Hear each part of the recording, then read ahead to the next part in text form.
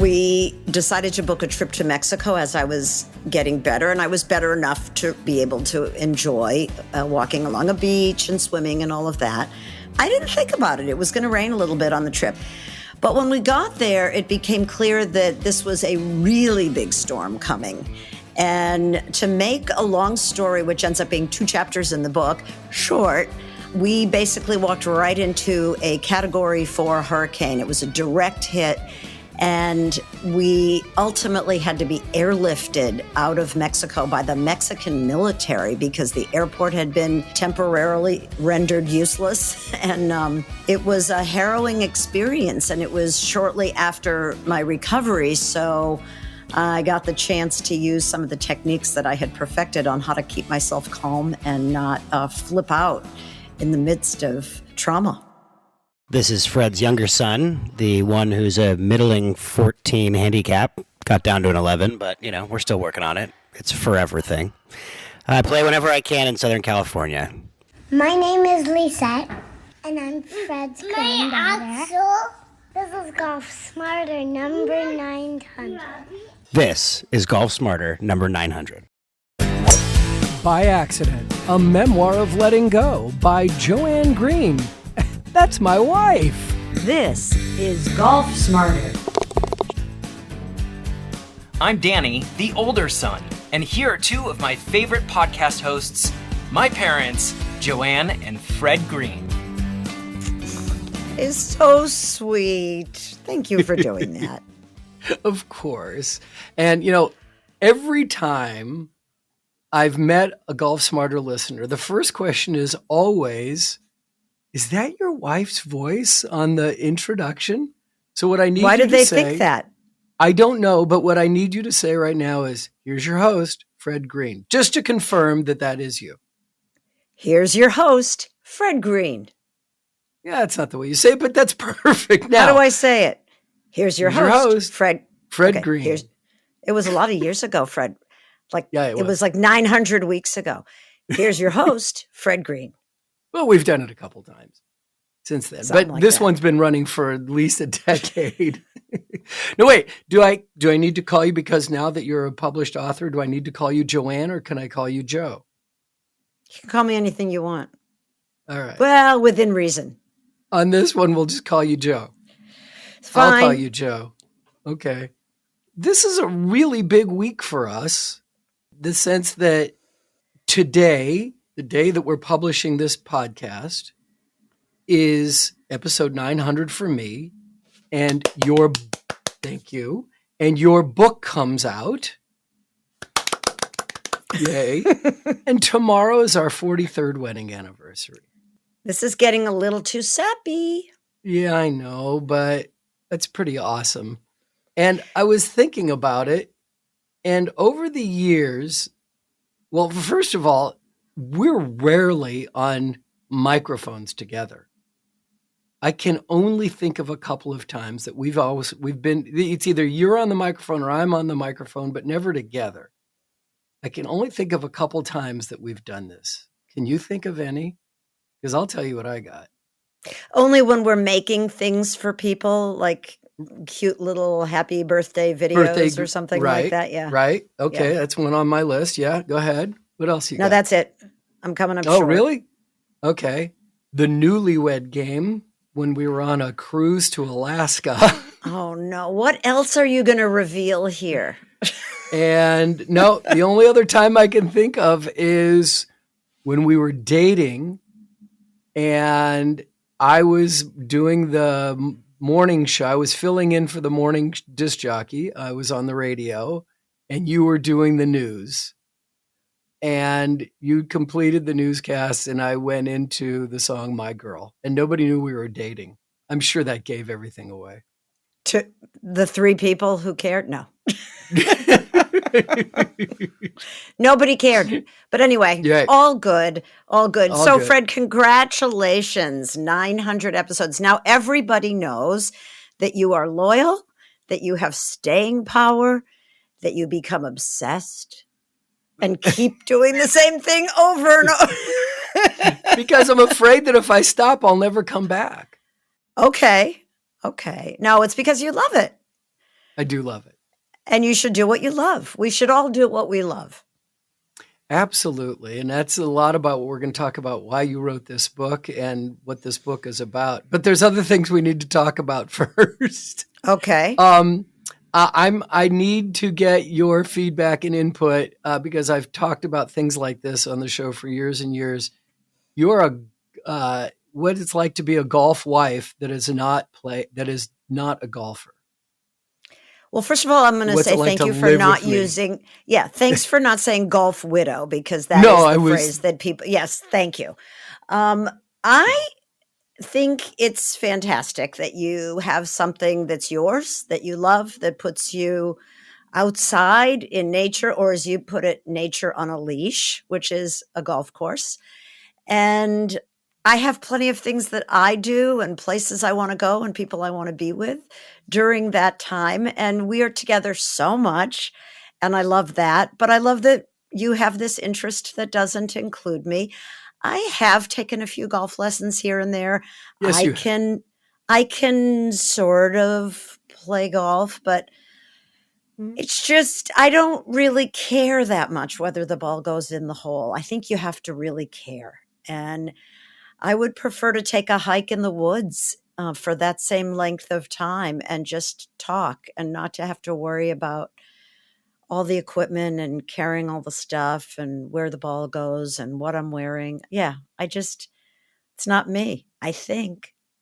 Yeah. But I always say, maybe I'll take up, maybe next year. I don't know. Next year on the golf course. Maybe. Maybe. But, we've always talked about, like you love to go for hikes. And I say, I love to go for hikes too. I just want to hit something every so often. It brings my focus back to what I'm doing. Great. Knock yourself up. Thank you. You do that. You do you. That's what I say. You do you. And it's great. I totally support your golf habit. I appreciate that so much. And you've supported this. You've not only supported this show for me for such a long time now. You've been a tremendous barometer of whether I'm continuing to do it or how I'm feeling about it. But you've also, thank you for all the support that you've given me all these years. No one needs. You're welcome. And thank you on for all the crazy ideas. I've had crazy ideas, and you've let me run with them. Not all of them. Not all of them. Definitely not all of them. And so too, thank you for supporting me in the writing of this book, which has taken an enormous amount of time and money. Does anybody know that it costs a lot of money to do a book, and certainly to do the marketing and the publicity and everything else? But it was just something I had to do, and yay you for supporting me all the way. Thank you. Why did you need to write a book? I always thought that I might write a book someday, but I always questioned whether I would have the attention span to follow through with a project of that nature. I've always been a writer, but I've always written what people paid me to write. And at this point in my life, it was not only the right time, because I was able to stop working full time and really devote my attention and energy and effort to this one single project. But more importantly, I had a story to tell. And I had a very intense decade in which I lost my mother, my sister, and my brother in a 4-year period.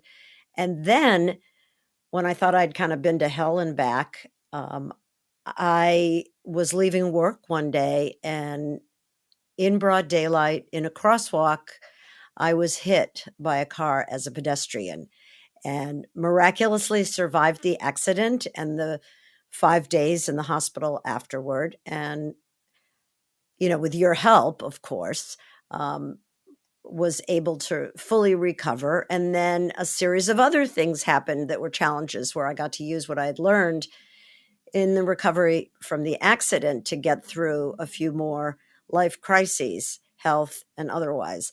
And for me, it took being hit by a car to slow me down. I was always a person in constant motion who felt safest when in control. I was the person who wanted to drive, because if I was behind the wheel, I felt safer. I tried to control things. I tried to always do my best at whatever it was I was doing, be the best person, the best daughter, the best sister, the best wife, the best friend, all of that. And what I never really developed was a way to relax and slow down. And this accident brought me to my knees. I couldn't do anything. I could not get myself to the bathroom. I couldn't feed myself. I could do nothing. I was so badly injured. And instead of folding, which I was very tempted to do, as anyone would be, I drew strength from somewhere and just said, I can do this. And I was very blessed with the resources to get the help that I needed. You were incredible. I don't want to swell your head or anything, but people have said the book is a love letter. You've read the book. I've read the book. Yeah. And I go through it and I'm like, did I really say that? Are you just Maybe. putting words in my mouth to make me look good, or just to move the story along? Mostly you said everything or some reasonable facsimile. So yes, he is a really nice guy. Those of you who've been listening for a while, very, very loving. But Fred did not have like caretaker skills. No. I mean, he had never taken care of anyone really but himself, and certainly our kids over the years. So this was really quite something. Yeah, but I was never a primary caretaker. No. And most people are not. I mean, the first time usually is especially for guys. A parent. Right. I learned so much about how to live a meaningful life. I learned so much about how to move through crises.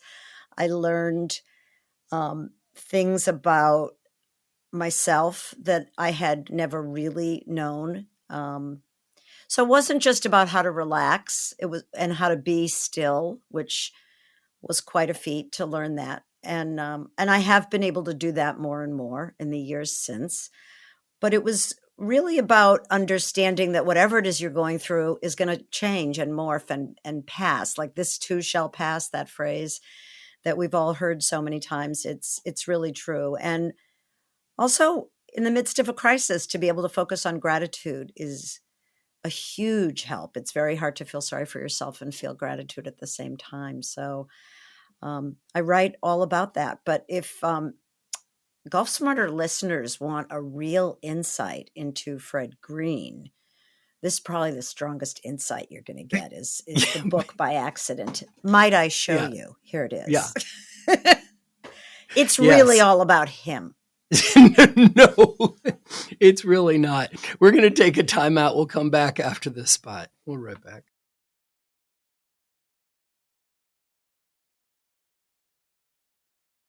You know, one of an early memory that I have of us is when our Danny, our older son, was just an infant, and we rented a house on the beach, I think of Bodega Bay, on a house with a cliff overlooking the water.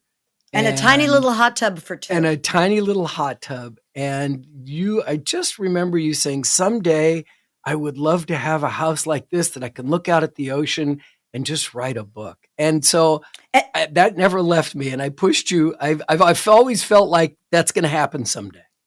Well, the greatest thing of all is that somebody discovered or invented or created Airbnb. So we didn't have to actually buy such a house. We could just go use one. No, but we didn't. I basically wrote the book right here in my little study, which I love calling it a study and not an office because it implies that it's something I want to do rather than have to do. And I never realized that. And we've been here 11 years. That's pretty awesome. That's why I call it my study, because office implies, well, for me, always office implied hemming me in, where, I never worked in offices, really. I worked in radio stations, television stations, and a community center. You had an office for the last over a decade with your last job. But inside of a community center. So there were people coming to be enriched. Okay. And 3-year-olds outside my door that I could go and play with. And it was very, very special. But Yeah, I think of offices as corporate. Yeah. We're going to play an excerpt of the book later that kind of gives an introduction to our meeting and how we met, whatnot. But we're gonna do that a little bit later. I'm just curious. Did you have any expectations when you wrote this book? What were your why? What motivated you, and what were your expectations? Initially, I wasn't quite sure what the book was going to be. I thought it might be a braided memoir, which would include a lot of stories from radio days, because I had the opportunity to interview so many people over the years, famous people, and in almost a Forrest Gump kind of way, being there at moments when history was made. But over time, it became clear that it was not going to be that. It was going to be one cohesive story with flashbacks. And I was writing for a couple reasons. One, because my siblings passed away at young ages, one at 60 and one at 69. And we have many other descendants in the family of both my sister and my brother. And I wanted to capture some things about our family and how we grew up for posterity, for a legacy, and to let our children, their children, and grandchildren, always have this ability to get some of the stories. So there was that motivation. But beyond that, it was to help anybody. If one person or a couple of people somewhere can read my story and be inspired, or have something to tell themselves, a mantra in times of great suffering, be that loss, grief, or physical pain, or emotional trauma. I mean, we all go through these kinds of things at one time or another. And to have a story of someone who was able to move through that with grace and with optimism and hope, I think could be helpful to someone. And that's my greatest gift. If somebody can read it and be helped, then I feel like I've accomplished what I set out to accomplish. Mm. And what did you learn about yourself in the process of writing a book?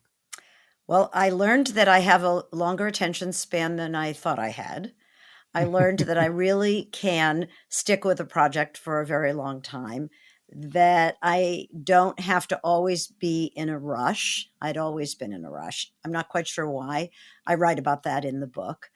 But I took my time, and I spent lots of money, which also for me is a hard thing to do, and hung in there. So all of that about the writing process, and really asking and seeking help from experts to make the end product better, rather than just going it alone. You and I both have that need often to just go it alone. And this was really a case of,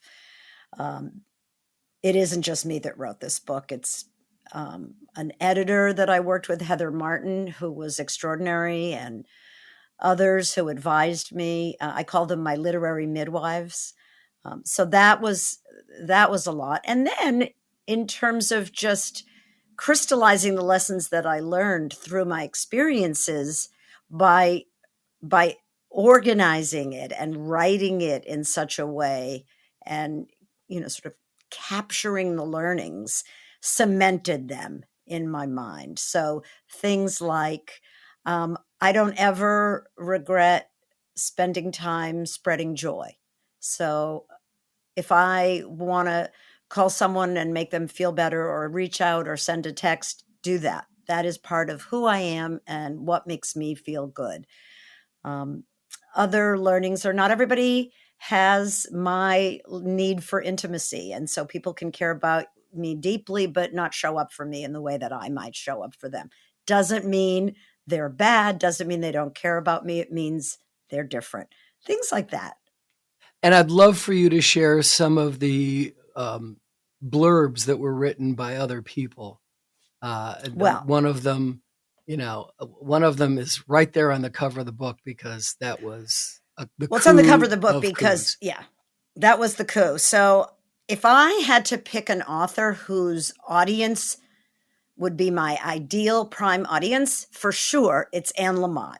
And Anne Lamott happens to live in the same county in which we live, and happened to have many decades ago had a son who was a high school wrestler when our son was a high school wrestler. So I got her email address and reached out to her to see if she would read my book and write a blurb. And she said no, very gently, kindly, and respectfully. And I didn't take no for an answer, basically. So Anne Lamott said, this is an amazing book, harrowing, deeply human and charming. I absolutely could not put it down. And that just makes me so happy because I have so much respect and admiration for her. And to even, have her have read my book is an extraordinary thing. And then, having been on the planet for, thank you. But having been around for a long time, having been in radio and all the different kinds of work I've done over the years, I have had the absolute joy and privilege of crossing paths with some pretty extraordinary people. And I very, I don't know, what's the right word? I'm thinking chutzpah, or like with great nerve, I reached out and asked them to read my book and write blurbs. And I got a lot of great people to do that. People like Sylvia Boorstein, Michael Krasny. Well, let's not, run through these too quickly, because Sylvia Boorstein, we've talked about mindfulness on this show since the very beginning, and people who are into that and the mental part. I'd love for you to share what Sylvia wrote and say a little bit more about who she is so they can connect to that. Sure. Well, Sylvia is many things. She was has been a meditation teacher for many, many years. She's she's about 86 years old right now. She's the author of many books, including Happiness is an Inside Job, Practicing for a Joyful Life, It's Easier Than You Think, The Buddhist Way to Happiness. She's extraordinary. So if you're not familiar with her, definitely look her up, Sylvia Boorstein. And did you want me to read what she wrote? Yes, I do. She says, by accident is laudable, compelling, gripping, and instructive. In this wonderfully uplifting memoir, Joanne Greene successfully overcomes life's challenges with a combination of determination, devotion, skill, wit, hope, and courage. You will be cheering her on and feeling inspired all the way. I don't know if I can read any more of these. It feels too No, I'm only going to ask for one more. Okay, what? And that's an old radio friend of ours who actually had a film made about him, a documentary, and then he kind of starred in a film, Ben Fong Torres, who we both worked with in radio. Somebody played him, an actor played him. Right, but there was also a documentary about him, right? Yes, The Life and Times. It's called Like a Rolling Stone, The Life and Times of Ben Fong Torres. And Ben was an editor of Rolling Stone, but he was also a disc jockey at KSAN when we were there. He came on after me. And wrote a memoir. And he wrote a memoir. Called The Rice Room. Right, that's the memoir he wrote. But please share with us what Ben wrote about your book. Joanne, a seasoned broadcast journalist, is a stunning writer. She invites us into her head through her most critical moments, peppering her story with wit and humor, with insightful details, and with unsparing memories of family, from the most distant to the most loving. Awesome. We'll be right back.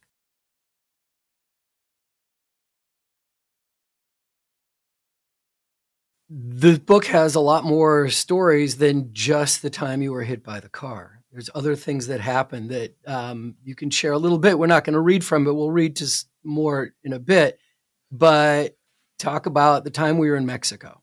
We decided to book a trip to Mexico as I was getting better. And I was better enough to really, be able to enjoy walking along a beach and swimming and all of that. Booked a trip to Cabo San Lucas. And we check the weather. Actually, I should tell your listeners, Fred always checks the weather. I mean, he is telling us the weather, not only in the place we are, but in the place that we're going a few weeks hence. Every day, every 2 days, he's checking that weather. So I didn't think about it. It was going to rain a little bit on the trip. Okay, so we'll read our books and maybe sip a margarita and eat some guacamole and chips. But when we got there, it became clear that this was a really big storm coming. And to make a long story, which ends up being 2 chapters in the book, short, we basically walked right into a Category 4 hurricane. It was a direct hit. It was treacherous. It was terrifying. And we ultimately had to be airlifted out of Mexico by the Mexican military because the airport had been temporarily rendered useless. And it was a harrowing experience. And it was shortly after my recovery. So I got the chance to use some of the techniques that I had perfected on how to keep myself calm and not flip out in the midst of trauma. It was an amazing time. We have been through a lot, and I'm just so grateful that you were able to write this book. I really am grateful that you did this, and completely impressed that you made it through. Why did you not self-publish? There are advantages to all the different ways that one can publish a book. And if I had to put it into one word, it's distribution. When you self-publish, you don't have the benefit of a professional distribution channel. And I chose to publish and was accepted by She Writes Press, which is a feminist press that is a hybrid press. So you get the advantages of traditional publishing houses in terms of the distribution. We're distributed by Ingram Publishers Group West, and so it's extensive distribution. But it's a different model in that I paid some of the costs up front, and then I get a higher percentage of the proceeds of sales. So if my book does well, I'll be able to recoup a lot of the money that we've invested. And that is the hope. And really more than that, I didn't want to go. Why I didn't go the traditional route is because I didn't want to take the time and undergo the risk of trying to get an agent and then having my book sit on an agent's desk for years. It's very difficult to get a memoir published these days by a traditional publisher if you're not a celebrity. I am hardly a celebrity. So you have to be an influencer. You have to have, millions of people following you on Instagram. I don't. So for me, going with a hybrid press, and specifically this hybrid press, She Writes Press, was absolutely the right way to go. And I cannot say enough about the people at She Writes Press and what a great process it's been working with them. It's a sense that everyone is invested in your success and everyone is there to help. And they publish 50 books in the spring and 50 books in the fall, and you are part of a cohort. And I've gotten to know many of the other She Writes Press authors, and we are all helping each other. I'm going to be on a panel next Saturday with a couple of other She Writes Press authors, and a number of our fellow authors will be coming to hear us. It's what I always hoped women would do for women, to bring one another up and to share what we know to help others, because all boats rise with the tide. And if women are going to have a greater voice in our society, it's because women are going to help other women. Mm-hmm. We've made this a complete family affair with our sons and our grandchildren on this episode. And I even just heard Moxie, our dog, in the background. So now it is a complete family affair. We've done this. You've also done something I think it's unique. I'm assuming it's unique in the publishing world. And that is, you've taken on the publicity element of this on your own. And lots of people do that because publicists are very expensive to hire. Right. You're nailing it. Thank you. I did hire a publicist early on. Wasn't really pleased with what was happening, so we discontinued our relationship. And I just decided, because I had the time, and it's not brain surgery. You can watch a lot of things online and learn how to launch a book successfully. And I basically took notes and have been doing what the experts have told me to do. And so far, so good. We'll see what happens in terms of book sales. Yeah, well, and of course, let's get a rundown of, can you give some dates and places of where you're going to be appearing and what you're going to be doing? Well, the easiest thing is to send people to my website, which is Joanne, JOANNE -Greene, GREENE.com. And all of the places are being listed. I have a number of events in the San Francisco Bay Area, a few in Marin County, one in San Francisco, one in Berkeley, one in Walnut Creek. I have an event in LA, 2 events in Oregon, waiting to hear on possible events in Washington, D.C. And who knows, it could go on from there. Also, I'm on a lot of podcasts, and that's a lot of fun. Yeah. How many, this is not the first podcast you're being a guest. You've been doing this a lot lately. Yeah. I haven't counted, but it feels like maybe around 10. Wow. Something like that. Wow. Yeah. It's a lot of fun because people do podcasts on how to move through adversity, podcasts about resilience, podcasts about big changes in midlife. So there are so many topic areas that my story fits into. Yeah, it's a lot of fun, and I'm meeting some wonderful people. Yeah, and being a golf wife. All right, we're going to being a golf wife, yeah. Yeah, right. We're going to take one more time out. We'll be right back. This week on Golf Smarter Mulligans is part 2 of our conversation with clubmaker Jesse Ortiz. In this episode, we discuss the value of changing your grips and shafts to increase your distance instead of buying new clubs. We also talk about the importance of having fairway metals in your bag. Fairway woods have become so forgotten in this industry because it's like, everything's driver and everything's hybrids and wedges. But the fairway woods are probably the most important clubs in your bag because they set up the rest of your bag configuration, the rest of your set configuration. And a lot of golfers can't hit 3 woods. They can't get them airborne because, they're only 15 degrees loft or 13 degrees loft. In the old days, Fred, a fairway wood, a 3-wood used to be 17 degrees in the old wood days. And I think a lot of golfers are hurting themselves by using 3 woods that don't have enough loft. That's Golf Smarter Mulligans, episode 216, featuring legendary clubmaker Jesse Ortiz, in an episode that was originally members only, so this hour-long conversation has never been shared before. Please subscribe for free to both of our golf podcasts, Golf Smarter, published every Tuesday, and our sister podcast that revisits the best of Golf Smarter, called Golf Smarter Mulligans, being released every Friday from Apple Podcasts, Spotify, Google, Amazon, Audible, or wherever you're listening right now.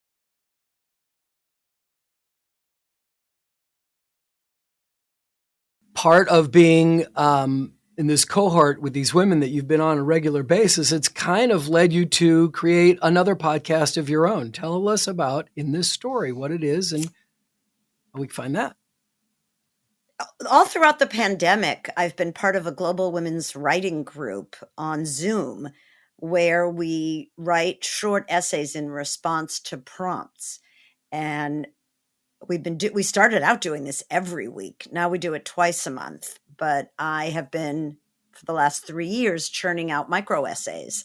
And so because you were kind enough to offer to produce them as a podcast and to create custom music for each episode, I now have a podcast called In This Story, which are my memoir style micro essays set to music. Awesome. And the other thing that was really fun with this is that we recorded your audiobook, and the audiobook has been available for a while now. It's definitely available on audible.com. If you're a podcast listener and you like audiobooks as well, if that's how you consume books, then please check out, by accident, A Memoir of Letting Go, the audiobook on audible.com. So I think what we should do to wrap this up is I would love to pull chapter 7 of the audiobook, and it really talks about how we met and your impressions of me in the early days in the late 70s when My all-time favorite line about us is we met working in rock and roll radio in San Francisco in the 70s. So this is going to be chapter 7, from chapter 7 of the audiobook of By Accident by Joanne Greene. We both worked at KSAN FM in San Francisco in 1978. I was a news anchor, and Fred was producing the morning show and had a part-time air shift. His energy was boundless and infectious, like a geyser continually erupting with enthusiasm and joy. His smile could melt a polar ice cap. The image that has stuck with me most all these years is him in those sexy white drawstring pants. The first time I noticed his adorable butt, he was walking down the hall outside of the main KSAN studio. Wow. Don't think I'd ever noticed a guy's butt before? Haven't since. I loved his fluffy mane of dark brown curls and beard. Together they formed a big halo around his head and face. I was at KSAN for only 2 years, but it felt like eons. First, I joined the esteemed left-leaning news staff of Dave McQueen, the unflappable voice of authority who'd grown up with Janis Joplin in Port Arthur, Texas. Larry Bensky, the brilliant former editor of the Paris Review, the New York Times Sunday Book Review, and Ramparts, and Scoop Nisker, the iconic news commentator who famously closed his reports with the phrase, "If you don't like the news, go out and make some of your own." In addition to reporting the morning news, I played comic foil to DJ Stephen Capon. One morning, we pretended to conduct a Rand Corporation experiment, complete with sound effects, to see what would happen if we dropped cats off the roof of the building. There were picketers outside the station within an hour. Mind you, no real cats participated in the experiment. There was the time that DJ Tom O'Hare, tripping on acid while live on the afternoon show, asked to see my news copy, rolled it into the shape of a joint, and lit it on fire. I worked with some of the most creative, passionate, hard-living, colorful characters I'd ever encounter. But Fred was different. He wasn't cutting lines of cocaine at 11 in the morning or drinking shots next door at the financial corner when his shift was over. He was innocent and playful and had boundless childlike enthusiasm. He was funny and, like me, Jewish with ancestry from the Ukraine. Our similar roots provided instant recognition, a shared language. For a first date, he asked me to see Journey at the Coliseum. "Big rock concerts aren't my thing," I told him with a touch of arrogance. "I'm more into jazz." It was true, but really, Joanne? A few days later, he invited me to see his high school friend Rob play George Harrison in the new musical Beatlemania, and even offered to record me interviewing Rob. He'd set up the whole thing. I wonder if he thinks this is a bit hokey, too, I thought, as we watched the 4 mop-top Beatles impersonators speak with lame British accents. "George is the most believable, don't you think?" Fred whispered. "Actually looks like George," I conceded, "and he's a really good guitarist." Our banter was easy, and I felt a little flutter in my chest, the good kind, when he reached out and held my hand. What a sweet gesture, I thought. So simple and kind of retro. That flutter was just as much a pleasant surprise as his move, reminding me of that feeling back in early adolescence when a guy touched my hand. There's something so delicious about the suggestion of romance, the hint of intimacy to follow. After driving back to Oakland from San Francisco, we stopped at the Edible Complex on College Avenue for a snack. "I'll have a toasted sesame bagel," I ordered at the counter, "with cream cheese and a tomato slice." "Me too," said Fred, taking out his wallet as I reached into my purse. "I've got this," he said with a smile. My previous boyfriend had never offered to pick up a check. I'd always taken pride in being a self-supporting feminist, yet I had to admit this move of Fred's felt good, like a signal that he was generous. It was only a bagel, but I noted the gesture. We sat in Fred's car for another hour, talking about the show, the radio station, and the cast of characters in our respective families. Remembering that my alarm would be going off at 4 so I could get to the station and prepare the 6 o'clock newscast, I reluctantly said, "I think I should head home now, much as I'm enjoying just sitting here talking." "It's pretty comfortable," Fred said, leaning over and gently putting his hand behind my neck. He smiled. A kiss, I thought, could work right about now. And it did. One date led to many, and before long we were sneaking around the station trying to keep the lid on our percolating love affair. Fred was a romantic and happily impulsive. I would be in the newsroom working on a story when he'd burst in, close the door, and flip on the mic switch, which triggered a big on-air sign, keeping out intruders. All this so that he could come up behind me and envelop me in an embrace. We made out like 14-year-olds right there in the middle of the workday. I'm not sure what excited me more, the feeling of being mischievous and getting away with something, or the deeper sense that maybe, just maybe, this was the real deal. Fred had had just one girlfriend before me for 7 years. No matter how challenging he found aspects of the relationship, like how she bugged him about his pot smoking and her annoyance when he took an air shift on Kaysan the night of her sorority dance, he hung in there and was shattered when she finally broke it off. That told me a lot about Fred. No matter how shattered I am now, he won't give up on me. Fred walks into our bedroom, holding Lulu. "Someone thinks she might be able to comfort you," he says, his head cocked to the side, an impish grin on his face. I would love to try that. Fred gently places Lulu inside my left arm. This is vintage Fred, being generous and cute without being overbearing. Somehow he knows that petting the dog will slow my breathing. Somehow Lulu knows to stay relatively still. I want both of them to stay here forever. Fred sits next to us, and my breathing continues to slow. We talk about the dogs we've had and how they've been almost as great as the children we've made. We decide it's the sweetness, the openness to new people, and the playfulness of both our boys and the pups that we treasure so deeply. We talk about Max and Blair and how happy we are that they're getting married. Remember that book the kids made for our 30th anniversary, I ask? Can you find it? I'd like to read that again. Fred is back in a flash with the book, 30 Amazing Years. The cover is a photo of the two of us in front of the John Lennon tribute wall in Prague, a peace sign, and the word Imagine in huge letters over our heads.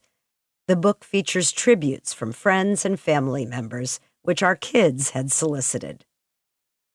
"Read me what Blair wrote," I say.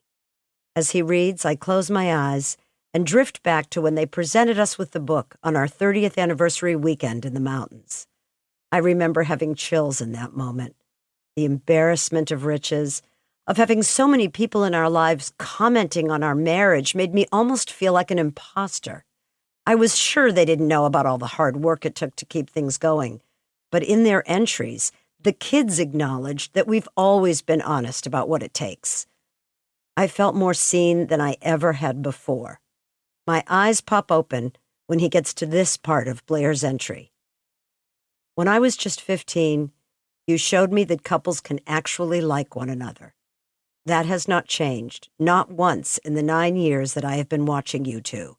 And believe me, I have been watching, observing, taking mental notes of how I want to live my life. Stability is a gift I can always count on you two to provide. Your union is my marriage barometer." Fred pauses and looks directly into my eyes. I shake my head. "I guess we're doing something right. Or we've got her fooled," I say with a grin. One night when Max was 15 years old and had friends over, Blair casually told me that she was going to marry Max one day. I asked if maybe they should date first, and she said to date in high school would ruin everything. Then I asked why Max. She shared that he was the smartest and funniest guy she knew, that he was great with kids, that she'd seen him at his worst and could handle it, and that most of all, he'd been raised by us, and that our relationship had been his model of how to be a couple. Check out her last paragraph, Fred says. "While you make it look so easy, you two are very open about the hard work it takes to create 30 years of marriage. It is refreshing to be around people who are honest and can admit flaws. With your marriage as a model, your guidance, and your unconditional love, I have been able to build a foundation for a happy, healthy, and loving relationship." Wow. I exhale. That's really something. She knew it at 15, and now they're getting married. We've really built something here, haven't we? Fred smiles. We've always had each other's backs, and the kids took notice. This makes me feel so cared for, honey, the fact that it's been this obvious to the kids and to everyone else who wrote in the book. Tears fill my eyes, and my mouth starts to quiver. I just have to relax and know that you'll take care of me through all of this. And not just this, Fred adds, through everything. He leans in to hug me, and I flinch, so afraid that even the gentlest touch might cause pain. Fred hands me the book, and I silently read the message Max wrote 2 years ago. I'm stunned, as I was the first time I read it, that he internalized and so beautifully expressed what he had taken from our marriage. He wrote about learning to be flexible and patient, to pick your battles, that like us, he hopes to always present a united front to his kids, to encourage his partner's creativity and professional risk-taking, and to recognize when she is the better person to take the lead. I am so blown away, I say to Fred, that just by being us and doing what we do, we've taught him how to have a healthy relationship. And you thought he wasn't paying attention, Fred says, as he takes the book back and scans the list Max made. Here's my favorite, Fred says, reading aloud. Always watch the fashion show after a trip to the outlets. It was originally $8 million, but I got it for, guess, $16.99. Need I say more? I shake my head, trying to suppress a full-blown laugh that I fear would cause pain. Max is so funny, and yes, I'm his best audience. In this moment, I don't miss the loved ones I've lost, but feel deep gratitude for the family we've made. I am so lucky. And again, that's part of Chapter 7 of By Accident, a Memoir of Letting Go. Joe, really proud of you. Congratulations. This is an incredible endeavor that you've succeeded beyond our wildest dreams, I think. And happy anniversary. Back at you, baby. So it's been at least a 4-year process of writing, rewriting, and more rewriting with some pretty amazing coaches. And Joe and I would love for you to check out her book, which is available on paperback from the larger brick-and-mortar bookstores. If your local store doesn't carry it, please ask them to order it for you. It's also available at all the online bookstores like Apple Books, Barnes & Nobles, and Amazon as a paperback and as an ebook. And as you heard, we've also produced an audiobook that's about 5.5 hours long and is available from Audible or Apple Books. Also, in just a minute, I'll give you a sneak listen to her upcoming podcast being released this Friday. The show is called In This Story, and this week's short essay is I Published a Book. As she mentioned, she's doing bookstore and book club appearances around the country. So when you go to her website, Joanne-Greene, JoanneGreene.com, Joanne-Greene.com, you can request to be on her newsletter mailing list or find out how you can get her to come speak in your area. Well, last week was my Bandon Dunes adventure, and it was fabulous. So much better for me than my trip in 2013 because not only did I have a better understanding of what I was getting myself into, but I also had a much better understanding of my strategic goals, how to play in the wind, and the difference between playing links and parkland golf.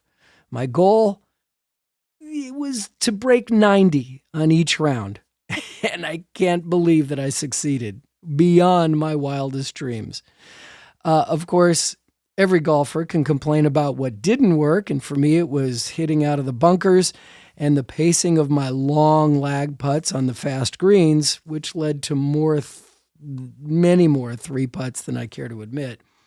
But here are my final totals. Bandon Dunes, 82.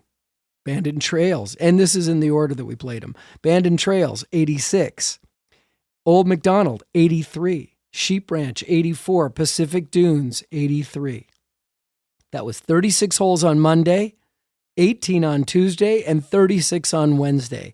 And when we arrived late Sunday afternoon, we had a great links golf clinic with Kevin Phillips, who you met a couple of weeks ago, then played the 13-hole par 3 course called the Preserve. So all in, I walked more than 86,000 steps, which is the equivalent to about 43 and a half miles. And then I came home on late Thursday, played on Saturday, walked. So I walked 50 miles of golf courses this past week. Every course in Bandon was unique, and the weather was cool but not freezing and very breezy. There were days, on the final day, I wore a long sleeve undershirt, a long sleeve golf shirt, a golf jacket, and had a wool cap over my ears, and I was holding my hands up against my ears to stop the sound. And that final day with playing at Sheep Ranch, then quickly shuttling over to tee off at Pacific Dunes, was definitely the windiest, with the winds exceeding 20 miles an hour in your face and sometimes at your back. Now, I've never played golf in the UK, but it's been said that this magnificent property is the closest you'll ever find to Scottish golf in the United States. And one last thing. I brought a box of Odin X1 balls and only lost 3 balls. But more impressively, I also, as always, I brought the Flight Path golf tees that we learned about back in episode 872 in December of 2022, and I didn't lose a single tee. So to my playing partners on this trip, Neil, John, Joel, Andy, Woody, Steve, and Jay, thanks for a great week, guys. Can't wait to do it again. And also extra thanks go out to Michael Chupka, Director of Communications at Bandon Dunes, who we also met a couple weeks ago, for his warmth and friendly hospitality. Wow. 900 weekly episodes. Really blows my mind. As much as I've appreciated Joanne's support through the process, I really want to thank you for your continued friendship, curiosity, and ongoing support. I wouldn't have done it without you. Thank you. And if you have any questions, comments, or suggestions for anything in the future, please click on the Hey Fred button when you visit golfsmarter.com. And now let's listen to this week's episode of Joanne's podcast, In This Story. In this story, I publish a book. I'm Joanne Greene. Most of us fall into the category of either farmer types or hunter-gatherers. Farmers think long-term, they plan, and then they wait. Yours truly, not a farmer. With relatively quick reaction time and a short attention span, I'm better suited to have been a hunter-gatherer, which is why, as an urban animal in the latter part of the 20th century, I found myself writing 5-minute newscasts and 60-second radio features. It's also why it's hard for me to believe that over many years, with the help of writing coaches and editors, I have written and published a full-length book. Crazy. By Accident, a Memoir of Letting Go, tells the story of how it took getting hit by a car, braving a major hurricane, and surviving a month-long stint with cancer for me to learn how to slow down and trust that it was okay to relinquish control. Control, I learned, is a seductive illusion, that people don't like me because of how much I accomplish, but rather because of who I am. And if they don't like me, that's okay too. I came to understand that while optimism has its limits, gratitude does not. You can feel through your grief and anger and even feel sorry for yourself as long as you keep moving forward, one foot in front of the other. Everyone's parent or grandparent had sayings that they'd repeat ad nauseum. What doesn't kill you makes you stronger was one that I particularly hated. It's also fueled my recovery, time and again. Count Your Blessings may win the Best Advice Award. It's certainly the cheapest, safest, most accessible antidote to self-pity I've ever encountered. And this too shall pass. If you really consider it, it's a reminder that whatever pain you're suffering, be it physical or emotional, is temporary. Unless, of course, it's not. What enabled me to embark upon and ultimately complete a long-term project? I moved beyond the perceived need to get whatever it was done as soon as possible. I acknowledged that while I'd been paid to write things for decades, I knew virtually nothing about writing a memoir.